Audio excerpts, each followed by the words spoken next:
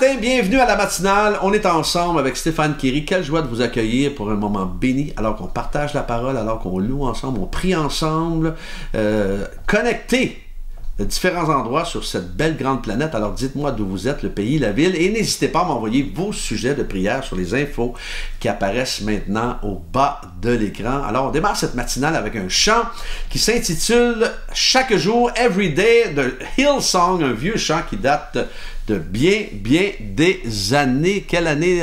Les années 90, 99, je crois, 1999. Oh yes! Alors, on y va ensemble, chaque jour, de la petite flèche du bas pour les paroles de ce matin.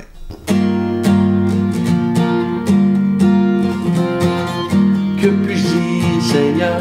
C'est toi qui m'as donné la vie. Et comment expliquer combien tu es précieux pour moi? Tu m'as sauvé, Seigneur. Tu es mon maître, je suis à toi. Et chaque jour, je peux être une lumière pour toi, mon roi.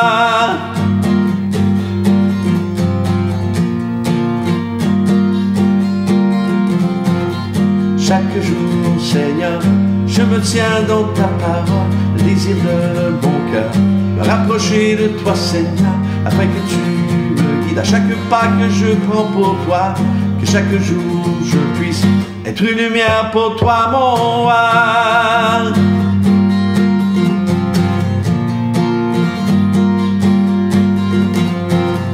Chaque jour, Seigneur, je me tiens dans ta parole, le désir de mon cœur, me rapprocher de toi, Seigneur, afin que tu me guides à chaque pas que je prends pour toi, que chaque jour je puisse être une lumière pour toi, mon roi. Chaque jour, c'est pour toi que je vis. Chaque jour, c'est toi que je veux suivre. Chaque jour, je marcherai avec toi. Chaque jour, c'est pour toi que je vis. Chaque jour, c'est toi que je veux suivre. Chaque jour, je marcherai avec toi. Je veux vivre pour toi, Seigneur. Je veux vivre pour toi, Seigneur. Je veux vivre pour toi, Seigneur. Déclarons-le ce matin. Je veux vivre pour toi, Seigneur. Je veux vivre pour toi, Seigneur. Je veux vivre pour toi, Seigneur.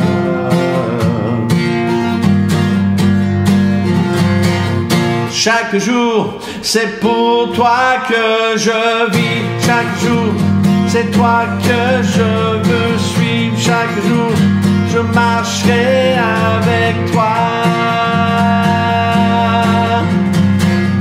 Chaque jour, c'est pour toi que je vis. Chaque jour, c'est toi que je veux suivre. Chaque jour, je marcherai avec toi. Je veux vivre pour toi, Seigneur. Je veux vivre pour toi, Seigneur. Je veux vivre pour toi, Seigneur.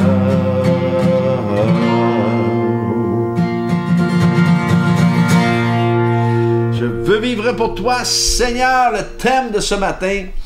Avez-vous des hauts et des bas? Je parle pas de votre garde-robe, là, hein, des hauts et des bas dans vos vêtements, là, c'est pas ça.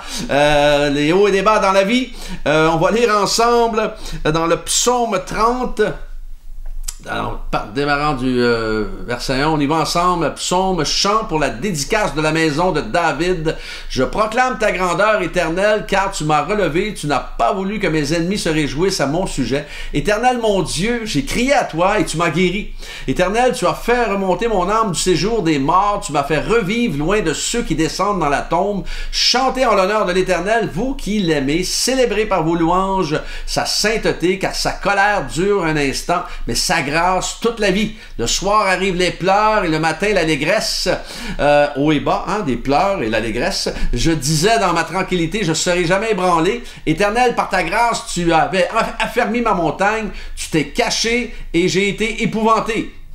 Et Éternel, j'ai crié à toi, j'ai imploré l'Éternel, que gagnes-tu à verser mon sang, à me faire descendre dans la tombe? La poussière célèbre-t-elle, raconte-t-elle ta fidélité? Écoute, Éternel, aie pitié de moi. Éternel, secours-moi.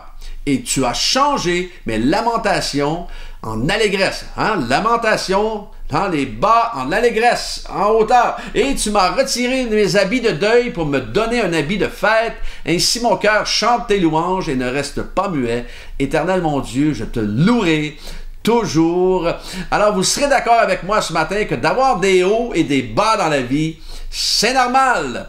Il n'y a jamais, et c'est vrai, hein, il n'y a jamais seulement des hauts, ni jamais juste des... Il n'y a pas juste des hauts, puis il n'y a pas juste des bas. Hein? Il y a le docteur Jeremiah qui disait « La profondeur et la sagesse ne peuvent venir que des vallées sombres, des larmes, de la maladie, des pertes, des déceptions et des rêves brisés. » Selon certains commentaires ou commentateurs bibliques, ce psaume est connecté avec le retour de l'arche de l'Alliance à Jérusalem, et il s'agit d'un jour antérieur où David est enfin devenu roi d'Israël. Enfin, après toute cette péripétie d'une vie incroyable, après avoir attendu tant d'années difficiles l'aboutissement de la promesse de Samuel, la couronne repose enfin sur la tête de David.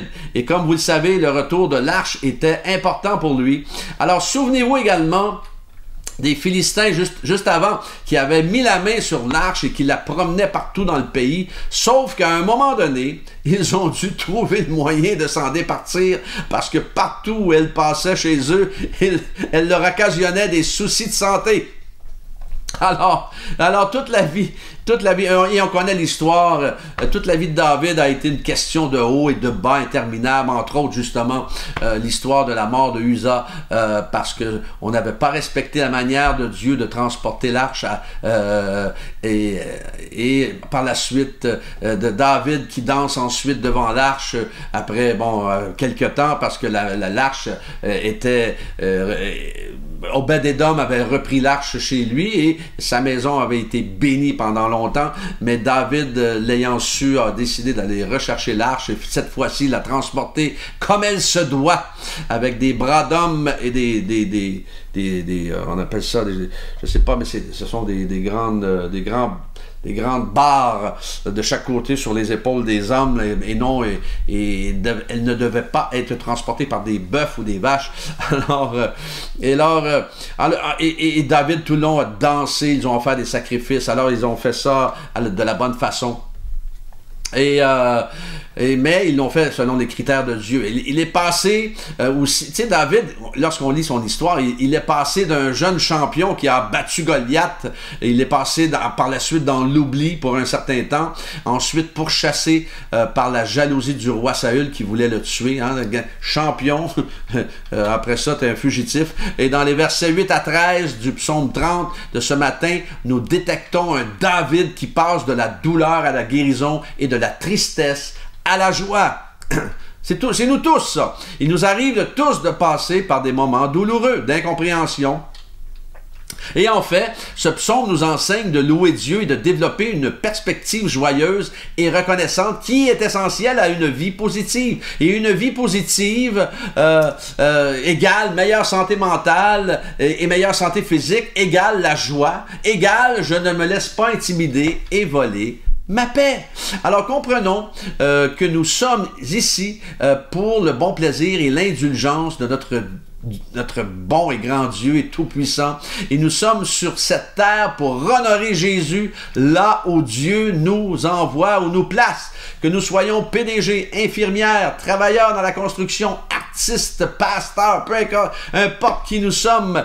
Oui, nous gagnons notre vie, oui, et celle de notre famille, c'est vrai. Mais il va y avoir inévitablement en cours de route des hauts et des bas, mais réalisons que nous sommes premièrement des ambassadeurs et des ambassadrices pour Christ, là où Dieu nous place. Il m'arrive parfois de penser, c'est drôle, je ne sais pas si vous pensez ça vous, mais avant de m'endormir, que rien ne me garantit que je vais me réveiller physiquement le lendemain matin sur cette terre. Alors, car je n'ai aucun contrôle là-dessus. Ma vie est entre ses mains. La vie, c'est ça. Un jour, on vit le deuil et quelque temps après, on vit la joie parce que nous avons cette assurance qu'un jour, nous nous reverrons. J'ai pas dit qu'on était des villageois, on vit la joie. Hein? C'est ok, c'est pas vrai. Alors, c'est normal que nous aimions plutôt vivre des hauts. On préfère vivre des hauts. On va lire le texte, rapidement un texte dans Matthieu 17.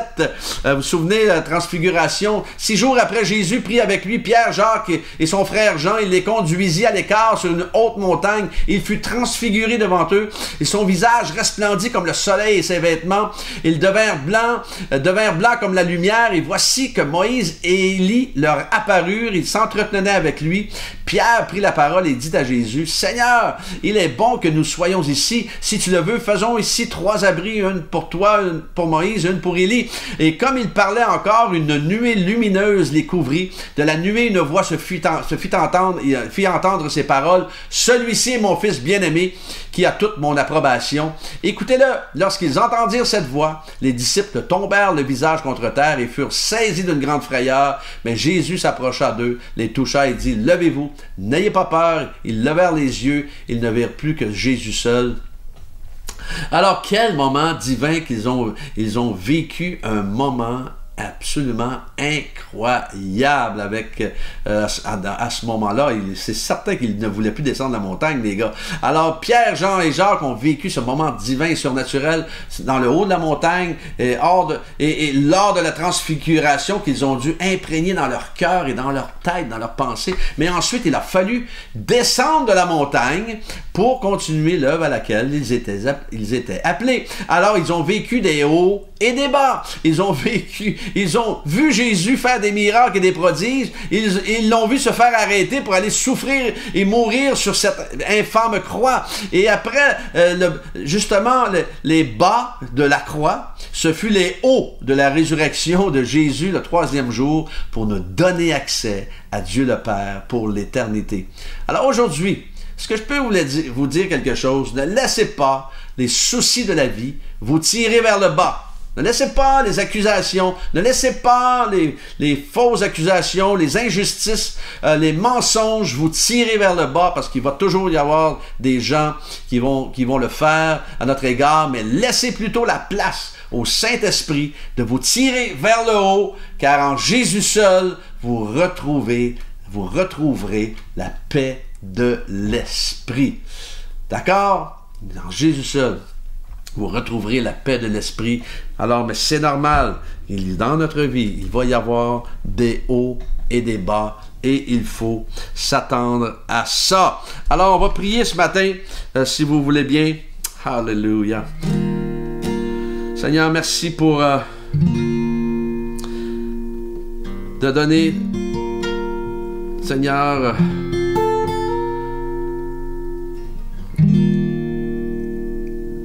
à Dieu donné, Seigneur, tout ce qu'il a besoin. Seigneur, Dieu donné t'implore Seigneur, pour ta grâce. Alors merci de le couvrir de ta main toute puissante, maintenant dans le nom de Jésus, par la puissance de ton Saint-Esprit. Merci pour Marie-Lys, 18 ans, qui a un problème avec ses yeux et qui lui donne des migraines énormes, intenses. Alors merci de la bénir, de la toucher maintenant par ta main toute puissante et guérissante dans le nom de Jésus. Seigneur, merci pour Jean-Michel et qui vit des moments de lourdeur et des fardeaux. Merci Seigneur Dieu qu'il puisse voir que tu veux le pousser vers le haut. Seigneur, qu'il ne focalise pas vers les bas, mais qu'il focalise vers les hauteurs que tu as déjà préparées d'avance pour lui. Merci pour ta fidélité envers Jean-Michel. Merci pour mes frères et sœurs connectés ce matin, de les combler, de les garder, Seigneur, et qu'ils puissent, que ceux et celles qui en ce moment vivent des moments difficiles, Seigneur, puissent regarder à toi et qu'ils puissent être encouragés que tu es là. Que tu es toujours là pour les relever, les saisir par la main et les amener toujours plus près de ton cœur. Je confie mes frères et sœurs entre tes mains, alors que plusieurs se préparent pour le travail, de les combler, de les garder, de les envelopper de tes bras d'amour. Donne-leur tout ce qu'ils ont besoin dans cette journée au nom de Jésus. Amen.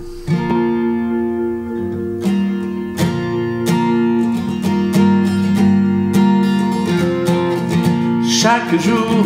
C'est pour toi que je vis chaque jour. C'est toi que je veux suivre chaque jour. Je marcherai avec toi. Chaque jour, c'est pour toi que je vis chaque jour. C'est toi que je veux suivre chaque jour. Je marcherai avec toi. Je veux vivre pour toi, Seigneur. Oui, je veux vivre pour toi, Seigneur. Bonne journée, que Dieu vous accompagne. Et demain matin, Dieu voulant, on est ensemble.